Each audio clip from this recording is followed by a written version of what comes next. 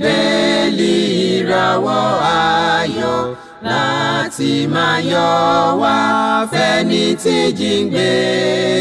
Kò sí ìjì tí ó lè bòdì dán rẹ̀. Jésù ti gbà àwọn tó ti sọnù. Fún mi Bíbélì ròyìn mímọ́ dídán, mọ́lẹ̀ rẹ̀ yóò tọ́ mi lọ́nà tòrò. Ẹ̀kọ́ ìlérí òfin ìfẹ́ papọ̀, kóru tó kọjá sọ́jà ìnípẹ̀kun. A kí yín káàbọ̀ sí ètò yín ètò wa JEKIBIBELI sọ̀rọ̀, ètò tí ìjọ Kristi l'Ondo àti ìjọ Kristi níbi gbogbo tí wọ́n ń ṣe alábòjútó rẹ̀. Orúkọ tèmi ni Fasonu Victor, Ajihinrere Kristi. Kí a tó tẹ̀síwájú nínú ìdánilẹ́kọ̀ọ́ tí a ní fún wa lónìí, ẹ jẹ́ ká tẹríba fún àdúrà. Ọlọ́run mímọ́ tí ń gbé níbi gíga nínú àwọn ọ̀run, ẹ̀yin ni ọba àwọn ọba, olúwa àwọn olúwa. A dúpẹ́ lọ́wọ́ yín fún ìwàláàyè yín lórí ayé wa lónìí.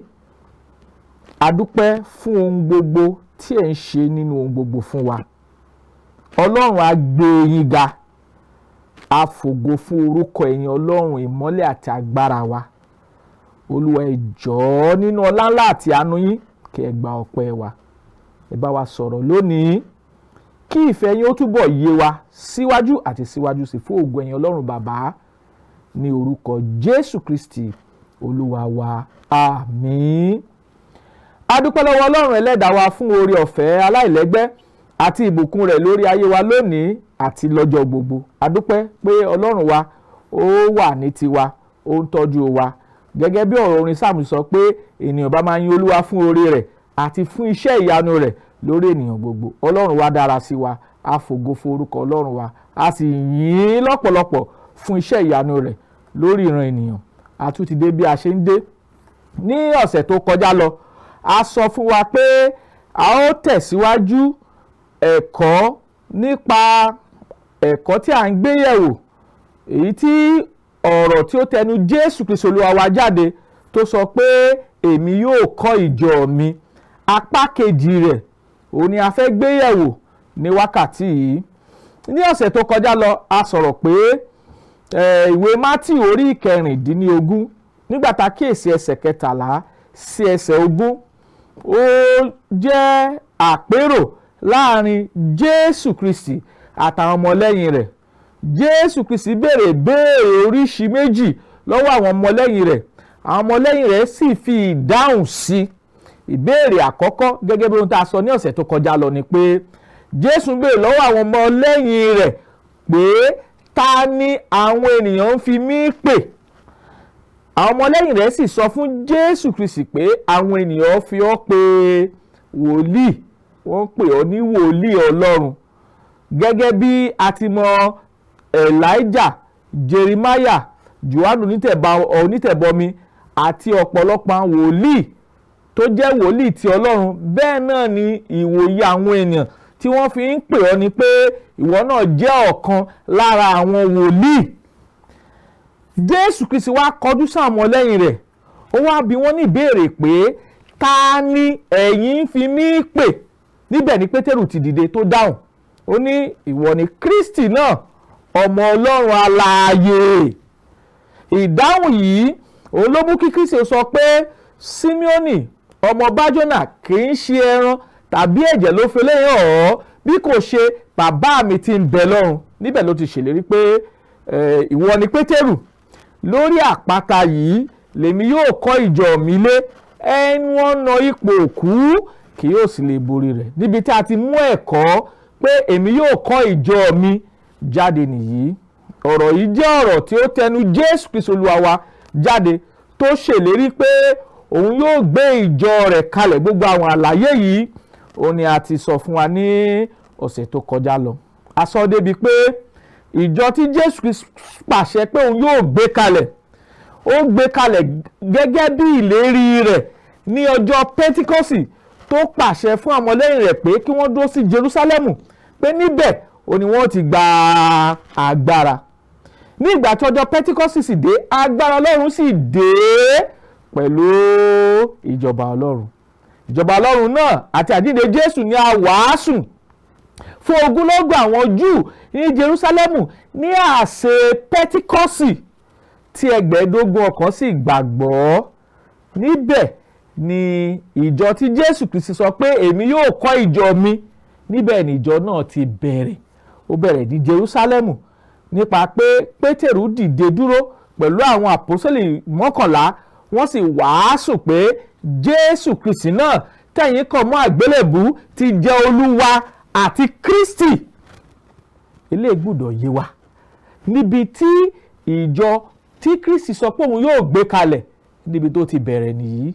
Gẹ́gẹ́ bí ìrònú àti ìwòye àwọn ènìyàn pé ìjọ tí Jésù Kristi sọ nínú ìwé Mátì orí 16 ẹsẹ̀ 13 sí 20 kì í ṣe ìjọ tá a lè fojú rí rárá o. A rí àgbékalẹ̀ rẹ̀ nínú májẹ̀mú titun nínú Bíbélì. Ìjọ tí Jésù sọ pé òun yóò gbé kalẹ̀ tí ń ṣe tirẹ̀, tí ń ṣe ìjọ ti Kristi, a gbé kalẹ̀ gẹ́gẹ́ bí àsọtẹ́lẹ̀ Jésù Kristi nígbà tí wọ́n bà lé àwọn àpọ́sítélì tí wọ́n sì wàásù rere àkọ́kọ́ pé Jésù Kristi ẹni tí ogunlọ́gọ̀ àwọn Júù kàn mọ́ àgbélébù àti fi jẹ́ Olúwa àti Kristi. Bí ìjọ májẹ̀mú titun bó ṣe bẹ̀rẹ̀ nìyí gẹ́gẹ́ bí àkọsílẹ̀ ọ̀rọ̀ Ọlọ́run. Gẹ́gẹ́ bó tá a dẹ̀ sọ ní ọ̀sẹ̀ tó kọjá lọ, níbi tá a ti dánu dúró ni pé ìjọ náà ẹyọ kan ni. Ìjọ tí Kristi sọ pé òun yóò gbé kalẹ̀, ẹyọ kan ni Jésù Kristi Olúwa wa gbé kalẹ̀. Níbi tá a ti dánu dúró ní ọ̀sẹ̀ tó kọjá lọ nìyí. Ìwé Hébérù orí 3, ta ṣí Bíbélì wa sí ìwé Hébérù orí 3 nígbà tá a kíyèsí ẹsẹ̀ 6, a sọ fún wa pé ìjọ ó jẹ́ ilé Ọlọ́run tàbí ilé Kristi. Ìwé Hébérù orí 3 nígbà tá a kíyèsí ẹsẹ̀ 6 kí ni Bíbélì wí. Ẹ̀gbọ́n tọ̀rọ̀ Ọlọ́run sọ, ó ní ṣùgbọ́n Kristi bí ọmọ lórí ilé rẹ̀, ilé ẹni tí àwa ń ṣe bí àwa bá di ìgbẹ́kẹ̀lé àti ìṣògo ìrètí wa mú ṣinṣin títí dé òpin. Ìjọ jẹ́ ilé Kristi. Ilé mélòó ni Kristi ní? Ẹyọ kan ni. Ìjọ mélòó ni Jésù Kristi Olúwa wa gbé kalẹ̀? Ẹyọ kan ni. Nítorí ìwé Hébérù orí 3 sọ fún wa pé bí Kristi ti jẹ́ ọmọ nínú ilé, àwọn tó gba Kristi gbọ́ tí a pè jáde láti inú òkùnkùn bọ́ sínú ìmọ́lẹ̀, wọ́n jẹ́ ilé fún Kristi. Ohun tá à ń gbìyànjú láti gbé kalẹ̀ ni pé Kristi ló sọ pé èmi yóò kọ́ ìjọ mi, ó sì gbé ìjọ náà kalẹ̀ gẹ́gẹ́ bí àsọtẹ́lẹ̀ tó sọ fún àwọn àpọ́sítélì rẹ̀ pé Jerúsálẹ́mù ni kí wọ́n dó sí, níbẹ̀ ni wọ́n ti gba agbára nígbà tí ẹ̀mí bá bà lé wọn. Wọ́n sì ṣẹlẹ́rìí òun ní Jerúsálẹ́mù, Jùdíà, Samaria tó fi dé gbogbo ìpìlẹ̀ ayé. Eléyìí gbọ́dọ̀ yé wa bí a ti ń tẹ̀síwájú nínú kókó ẹ̀kọ́ tí à ń gbéyẹ̀wò tí ń ṣe èmi yóò kọ́ ìjọ mi. Àwọn olóyìnbó á sọ pé I will build my church. Kí ló kọ́ wa lẹ́kọ̀ọ́? Àkọ́kọ́, ohun àkọ́kọ́ tá a gbọ́dọ̀ kọ́kọ́ kíyèsí ni pé ìjọ ó jẹ́ ti ta ni? Ó jẹ́ ti Kristi. Kí nìdí tí ìjọ ti jẹ́ ti Kristi? A ó wá máa gbé wọn yẹ̀wò ní ẹyọ kọ̀ọ̀kan pẹ̀lú ọ̀rọ̀ Ọlọ́run. Ìdí àkọ́kọ́ ni pé Jésù Kristi òun ló pinnu pé òun yóò gbé ìjọ rẹ̀ kalẹ̀. A ti wo ẹsẹ̀ Bíbélì náà, ìwé Mátì orí 16 ẹsẹ̀ 22, ìwọ ni Pétérù, lórí àpáta yìí lèmi yóò kọ́ ìjọ mi lé, ẹnu ọ̀nà ipò òkú kì yóò sì lè borí rẹ̀. So Jésù Kristi ti gbé ìjọ rẹ̀ kalẹ̀ nítorí pé òun ló ṣèlérí pé òun yóò kọ́ ìjọ. Eléyìí gbọ́dọ̀ yé wa dáadáa. Ìdí àkọ́kọ́ tí ìjọ fi jẹ́ ti Kristi ni pé òun ló ní, Jésù Kristi ló ní, gẹ́gẹ́ bí ohun tá a ní nínú ìwé Matthew orí 16 ẹsẹ̀ 22. Èkejì, Jésù Kristi ló kọ́. Àwọn olóyìnbó sọ pé Jesus Christ is the builder of the church. Òun ló kọ ẹsẹ̀ bíbélì náà ta kókó ẹ̀kọ́ wa, I will build my church, èmi yóò kọ́ ìjọ mi. Jésù Kristi ló kọ́ ìjọ náà nítorí pé òun ló ní. Báwo ló ṣe kọ́, kí ló fi ra ìjọ náà padà? Ẹ̀jẹ̀ rẹ̀ tó ta sílẹ̀ lórí igi káfárì fún ìmúkúrò ẹ̀ṣẹ̀ gbogbo ìran ènìyàn, àwọn tí ó bá gbà á gbọ́. Ṣe àpọ́sítélì orí 20 ẹsẹ̀ 28 Act 20:28. Ọ̀rọ̀ Ọlọ́run sọ pé ẹ kíyèsára yín àti sí gbogbo agbo tẹ́mi mọ́ fi ń ṣalábòjútó rẹ̀ láti máa tọ́jú ìjọ Ọlọ́run tó fi ẹ̀jẹ̀ ara rẹ̀ rà. Ilé gbọ́dọ̀ yé wa. Ìkẹta, ìdí tí ìjọ fi jẹ́ ti Kristi ó ní pé Jésù Kristi ní orí fún ìjọ. Jesus is the head of the church. Jésù Kristi ní orí fún ìjọ. Ẹ̀gbọ́n tí Bíbélì sọ ni ìwé Kólósè orí 1 kagbọ́n tọrọ Ọlọ́run kọ wà níbẹ̀. Kólósè orí 1 pàtàkì sí ẹsẹ̀ 22. Ó sì jẹ́ orí fún ìjọ, èyí ni ó sì jẹ́ orí fún ara, èyí ni ìjọ, ẹni tí ń ṣe ìpilẹ̀ṣẹ̀, àkọ́bí láti inú òkú wá, pé nínú ohun gbogbo kí òun kí ó lè ní ipò tí ó ga jùlọ. Jésù Kristi, ìdí tí ìjọ fi jẹ́ ti Kristi, òun ni ó gbé kalẹ̀, òun ni ó kọ́. Ìkẹta, òun ni orí fún ìjọ, head of the church. Ìtàrí nínú ìwé Kólósè orí 1 ẹsẹ̀ 22. Ìdí mìíràn tí ìjọ fi jẹ́ ti Kristi, gẹ́gẹ́ bí kókó ẹ̀kọ́ wa, èmi yóò kọ́ ìjọ mi, I will build my church, ni pé Jésù Kristi òun ní í ṣe ọkọ fún ìjọ. Ẹ kà wò Bíbélì, ìwé Éfésù orí 5 nígbà tá a kíyèsí ẹsẹ̀ 23 kí ni Olúwa wí, kí ni Bíbélì sọ? Ó ní nítorí pé ọkọ ní í ṣe orí aya, gẹ́gẹ́ bí Kristi ti ṣe orí ìjọ ènìyàn rẹ̀, òun sì ní olùgbàlà ara. Ìdí tí ìjọ fi jẹ́ ti Jésù Kristi ni pé Kristi òun ni ọkọ fún ìjọ ní ìgbà tí ìyàwó ti ń ṣe ìjọ fún Kristi. Eléyìí gbọ́dọ̀ yé wa bí a ti ń tẹ̀síwájú nínú kíkẹ́kọ̀ọ́ ọ̀rọ̀ Ọlọ́run àti àgbékalẹ̀ tí Ọlọ́run gbé kalẹ̀ nínú Bíbélì fún gbogbo ìran ènìyàn tó fẹ́ láti ṣe ìfẹ́ Ọlọ́run lónìí. Ó gbọ́dọ̀ yé wa dáradára. Ìkarùn rẹ̀ òun ni pé Jésù Kristi òun ni olùgbàlà ìjọ, the saviour of the church.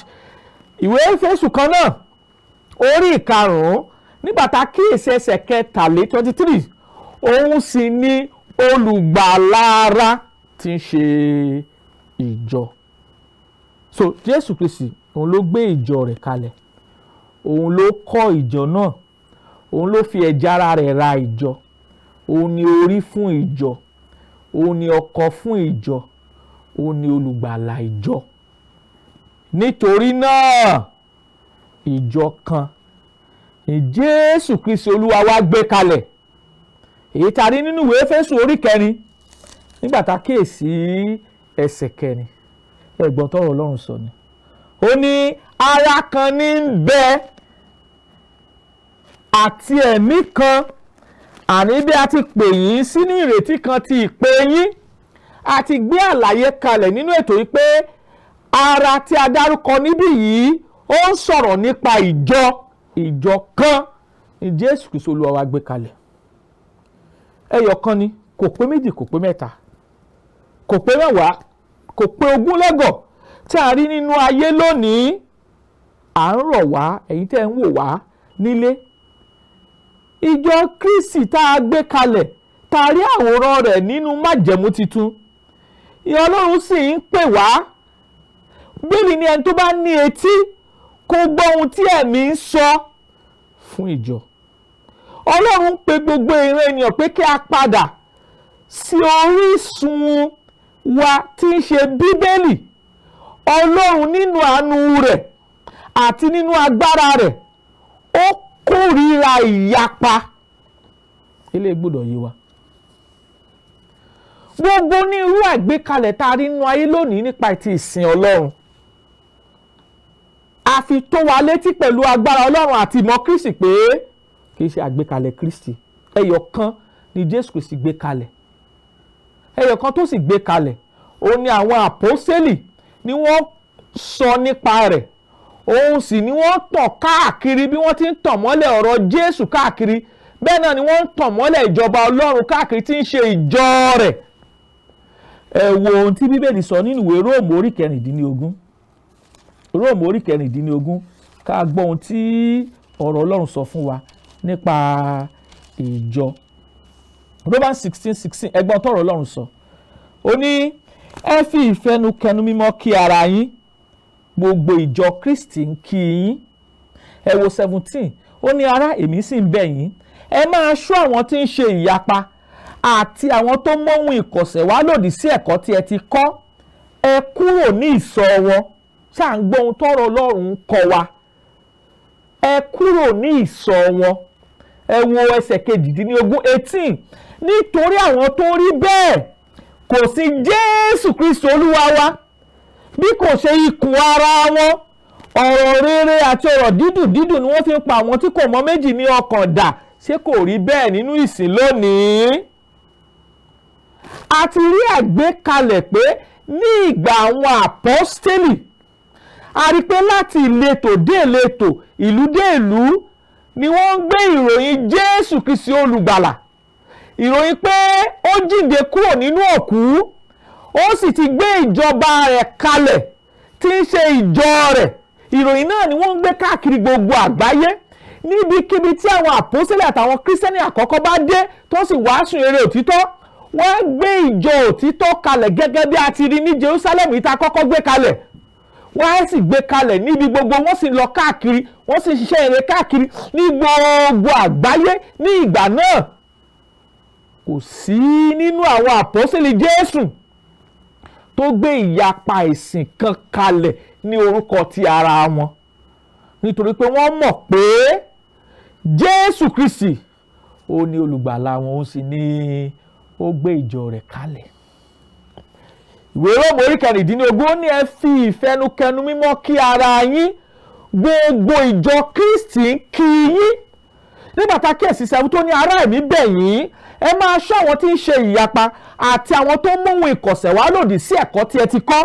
Ẹ kúrò ní ìsọ̀ wọn. 18 nítorí àwọn tó rí bẹ́ẹ̀ kò sí Jésù Kristi Olúwa wa bí kò ṣe ikùn ara wọn àti ọ̀rọ̀ dídùn dídùn ni wọ́n fi pa àwọn tí kò mọ méjì ní ọkàn dà.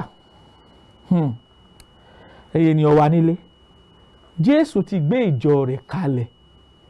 Ó ti gbé ìlànà kalẹ̀. Ó ti gbé ìlànà ẹ̀sìn kalẹ̀. Ó ti gbé ẹ̀kọ́ kalẹ̀ lórí ohun gbogbo. Ó ti fún wa ní ìyè àti ìwà bí Ọlọ́run. Ó ti fún wa lóhun gbogbo tá a gbọ́dọ̀ mọ̀ nípa ìyà, nípa ó ti fi àwòrán ilé ológo hàn wá. Ó kórìíra ìyapa. À ń sọ níbí yìí pé ká máa ṣọ́ àwọn tí ń ṣe ìyapa àti àwọn tó móhun ìkọ̀sẹ̀ wá lòdì sí ẹ̀kọ́ tí ẹ ti kọ́. Kẹ́ ẹ kúrò ní ìsọ̀ wọn. Ohun tọ́lọ́run sọ nìyí. Ọlọ́run fẹ́ kí a padà sínú ìjọ tí Jésù Kristi Olúwa wa gbé kalẹ̀. Àwòrán ìjọ àti rí nínú Bíbélì. Ẹ̀kọ́ táwọn kírísítẹ́nì àkọ́kọ́ kọ́ àti rí nínú Bíbélì. Bí wọ́n ti wàásù ọ̀rọ̀ náà káàkiri àti rí nínú Bíbélì. Ní tòótọ́ Ọlọ́run ti fún wa ní ìlànà pattern fún gbogbo tí a gbọ́dọ̀ ṣe ní ti ìjọ. Jésù Kristi kórìíra ìyapa. Àwọn àpọ́sítélì rẹ̀ náà sì kórìíra ìyapa. Kí ni Jésù Kristi, kí ni Ọlọ́run kọ́ wa nípa ìyapa? Nígbà tá a kíyèsí ìwé òwe orí ìkẹfà,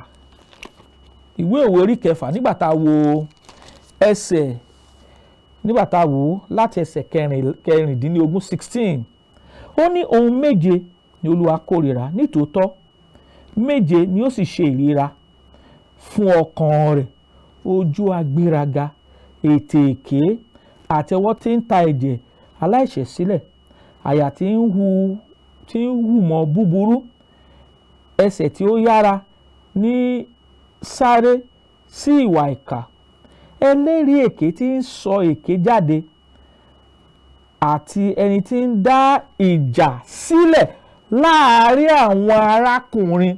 Olóyìnbó sọ pé he that soweth discord among brethren. Láti pilẹ̀ṣẹ̀ lọ́lọ́run ti kórìíra ìyapa. Ọ̀rọ̀ òwe, ìwé òwe orí 6 nígbà tá a kíyèsí ẹsẹ̀ 19, ó ní Ọlọ́run kórìíra ẹni tí dá ìjà sílẹ̀ láàárín àwọn ará brethren. He that soweth discord among brethren. Ọlọ́run kórìíra àwọn tí ń fa ìyapa, àwọn tó ń mú ohun ìyapa jáde, àwọn tí ń gbèrò ìyapa, àwọn tó ti yapa kúrò nínú ẹ̀kọ́ Jésù. Ọlọ́run kórìíra rẹ̀. Ohun tá a rí nìyí. Síwájú sí, àwọn àpọ́sítélì Kristi pàápàá, gẹ́gẹ́ bí ẹ̀mí Ọlọ́run tí ń bẹ nínú wọn, wọ́n kórìíra ìyapa. Ẹ ká wo Kọ́ríńtì kínní, ká gbọ́ ohun tí ọ̀rọ̀ Ọlọ́run sọ fún wa níbẹ̀.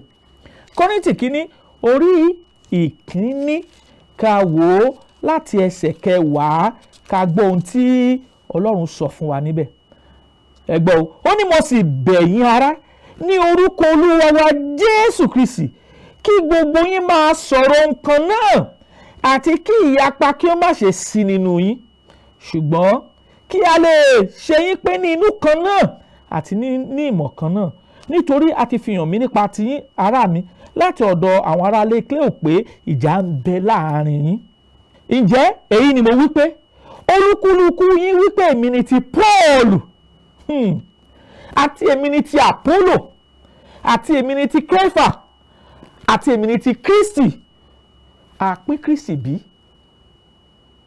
Àpín Kristi bí? Ẹ̀yin ènìyàn wa nílé, ṣé Pọ́ọ̀lù ni a kàn mọ́ àgbélébùú fún yín, tàbí ní orúkọ Pọ́ọ̀lù ni a baptisi yín sí? Àwọn àpọ́sítélì Kristi, nígbà tá a ti gbé ìgbékalẹ̀ ìjọ kan ṣoṣo kalẹ̀, Ọlọ́run nínú àánú rẹ̀ ó mí sí wọn, ó sì ń lò wọ́n láti kìlọ̀ fún ìjọ pé òun kórìíra ìyapa. Èmi ni ti Pọ́ọ̀lù, èmi ni ti Àpólò, èmi ni ti Kéfà, èmi ni ti Kristi. Àpín Kristi bí?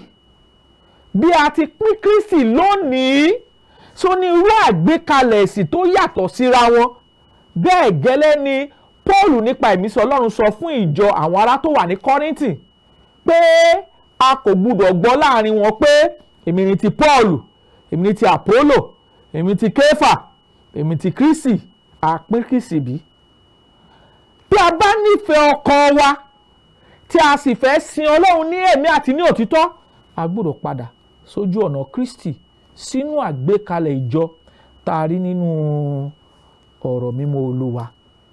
A ti gbé ìjọ òtítọ́ kalẹ̀ tí ń ṣe ẹyọ̀kan. Bí a bá dẹ̀ tẹ̀lé ìlànà tá a rí nínú Bíbélì, a ó dúró gẹ́gẹ́ bí ìjọ Kristi lónìí, a sì tẹ̀síwájú nínú ìlànà tá a bá lọ́wọ́ àwọn àpọ́sítélì tá a sì rí àkọsílẹ̀ nínú Májẹ̀mú Titun. Ọlọ́run kórìíra ìyapa. Ó kórìíra àwọn arákùnrin tó ń dá ìyapa sílẹ̀ nínú ìsìn mímọ́ Olúwa. Nígbà tẹ́nìkan sọ pé èmi ni ti Paul, èmi ni ti Àpólò, èmi ni ti Kéfà, ṣá pín Kristi bí? A ò pín Kristi. Ara àti ìlara àti ìjà, òun ló pín Kristi. Ẹgbẹ́ ohun tí Kọ́ríńtì kínní orí 3, ẹgbẹ́ àlàyé tó tún ṣe fún wa.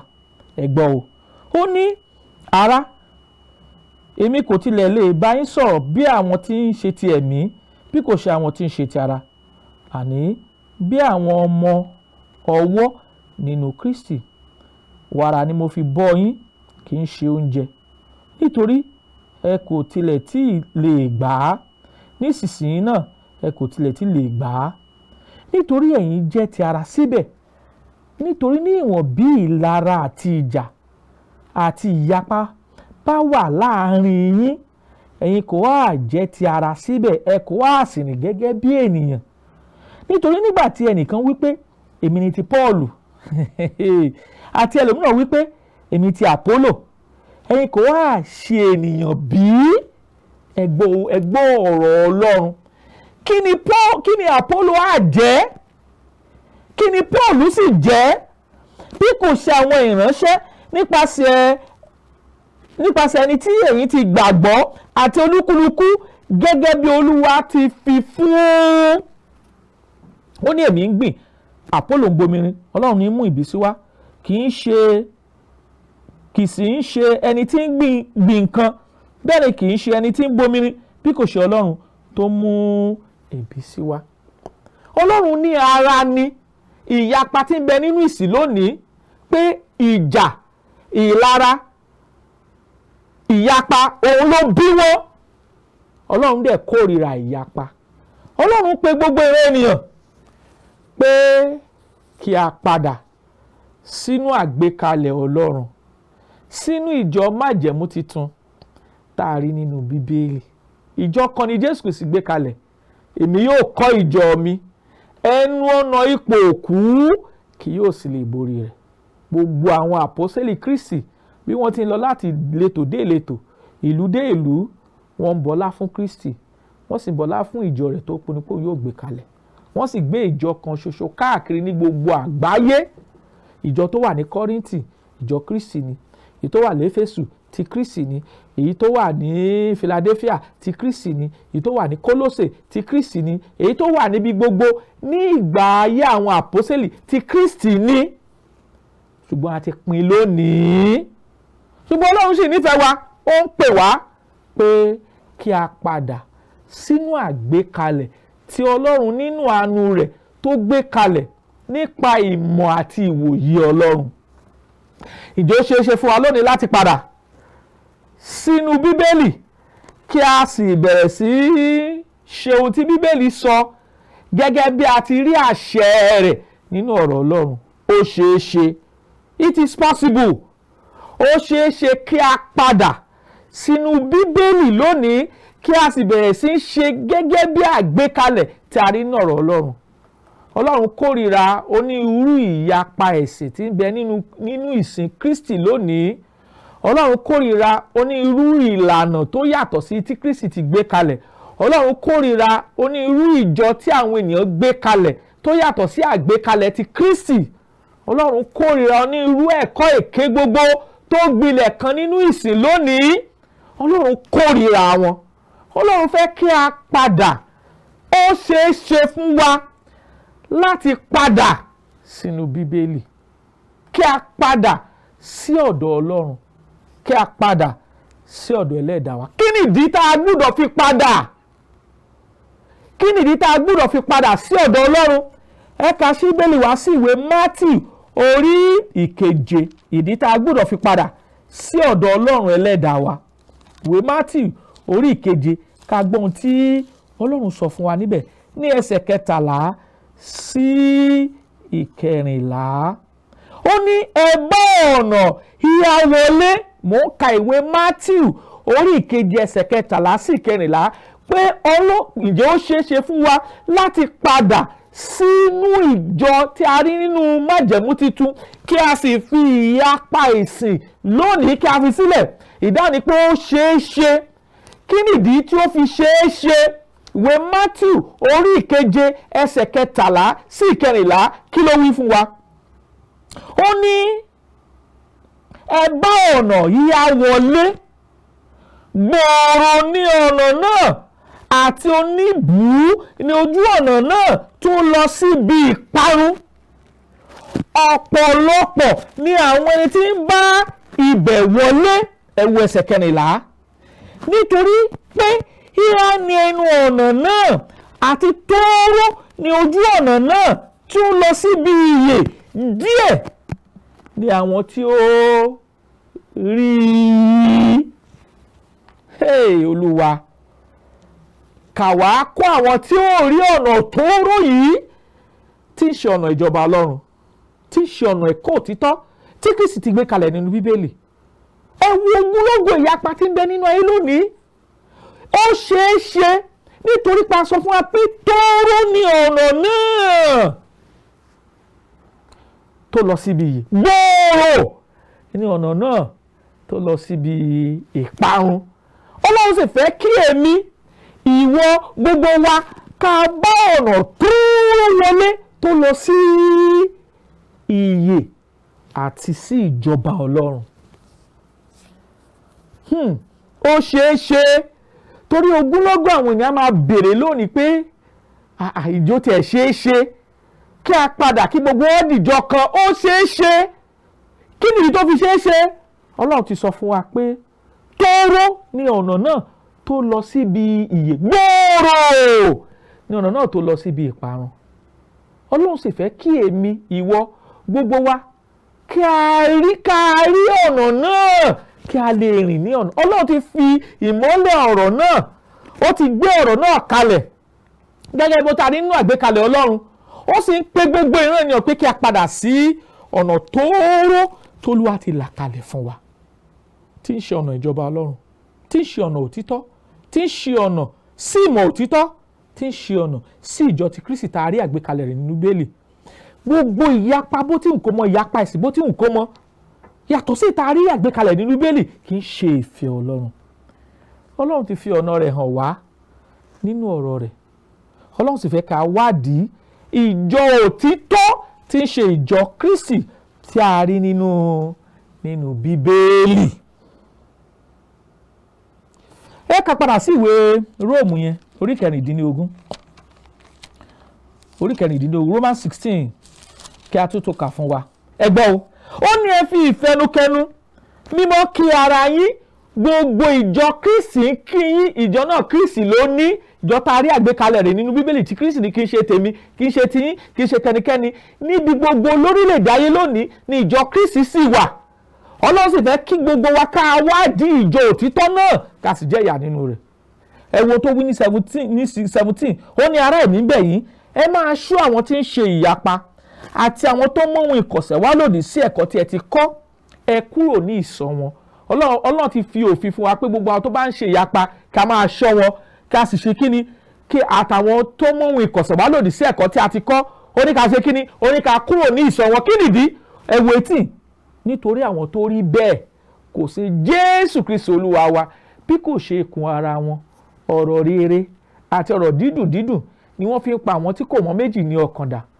Olúwa ti sọ̀rọ̀ rẹ̀ fún wa, a lójúṣe láti tẹ̀lé ọ̀rọ̀ mímọ́ Olúwa. A ti sọ àsọtẹ́lẹ̀ pé ìyapa ẹ̀sìn, ohun tó ń fa ìyapa ẹ̀sìn ó ní nítorí ikùn àtonírú ìdí mìíràn tí Bíbélì ti gbé kalẹ̀. Ọlọ́run ní ó pè wá ká wádìí, ó ní ká wádìí ohun gbogbo kí a sì dé tí ń ṣe òtítọ́ mú. Ìtàrí nínú ìwé Tẹsalóníkà kìíní orí 5 ẹsẹ̀ 21. Ọlọ́run yóò ràn wá lọ́wọ́. Ẹ má ṣe jẹ́ ká gbàgbé, Jésù Kristi ló sọ pé èmi yóò kọ́ ìjọ mi, ẹnu ọ̀nà ipò òkú kì yóò sì lè borí rẹ̀. Matthew 16:18. Ó ti kọ́ ìjọ náà, ó ti gbé ìjọ náà kalẹ̀. Ìjọ náà ló tọ̀ láti Jerúsálẹ́mù lọ sí Judea, lọ sí Samaria, tó fi dé gbogbo ilẹ̀ ayé. Ọlọ́run sì tún wá ń pè wá, onírú ìgbékalẹ̀ ìyapa ti wà nínú ìsìlẹ̀. Ọlọ́run tún wá ń pè wá padà ní báyìí pé ká wá padà sójú ọ̀nà Kristi ká ti rí àgbékalẹ̀ rẹ̀ àti ìlànà rẹ̀ pattern nínú májẹ̀mú tuntun. Olúwa yóò ràn wá lọ́wọ́ bí a ti ń ṣe ìfẹ́ Ọlọ́run lórúkọ Jésù Kristi Olúwa wa, àmín. Tí ẹ bá ní ìbéèrè lórí ẹ̀kọ́ tí ẹ ti gbọ́ àti ẹ̀bẹ̀ fún àdúrà, àwọn nọ́mbà tẹ́ ó pè wá sí nìyí: 08057444902 tàbí 08065717023. Àtúntún nọ́mbà náà pè fún wa 08057444902 tàbí 08065717023. Àlàáfíà àti wàláyé Ọlọ́run kó máa bá wa gbé bí a ti ń làkàkà láti ṣe ìfẹ́ rẹ̀ àti láti dúró nínú ọ̀rọ̀ mímọ́ Olúwa lórúkọ Jésù Kristi Olúwa wa, àmín. Fún mi ní Bíbélì ìràwọ̀ ayọ̀ láti máa yọ̀ wá fẹ́ni tí jíǹgbé, kò sí ìjì tí ó lè bòdì dán rẹ̀.